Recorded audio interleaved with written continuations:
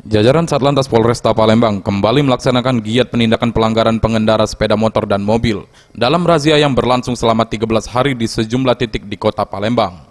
Kanit Patroli Ibda Misran mengatakan, razia tersebut dilakukan guna menertibkan pengendara roda 2 dan 4 yang melanggar peraturan lalu lintas, serta menindak pengguna jalan yang tidak mematuhi protokol kesehatan.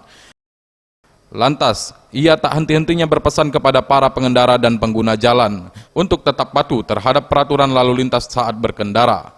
Jadi kalau seandainya dalam operasi ini ada yang melanggar, yang tidak begitu fatal, bisa dinasehati. Di samping menasehati masalah operasi patuh, kemudian tentang protokol kesehatan. Jadi dalam bawa kendaraan ya tetap menggunakan masker, walaupun menggunakan R2, R4, termasuk juga yang penumpang-penumpang. Jadi hari ini tuh razia tentang protokol kesehatan dan kelengkapan, Pak? Ya, kelengkapan. Jadi untuk jumlah tilang tidak ditargetkan harus ataupun ya tidak ditargetkan untuk terlalu banyak. Adapun pelanggaran yang terjaring razia karena tidak membawa surat lengkap dan tidak mematuhi protokol kesehatan. Tim Liputan Sriwijaya TV.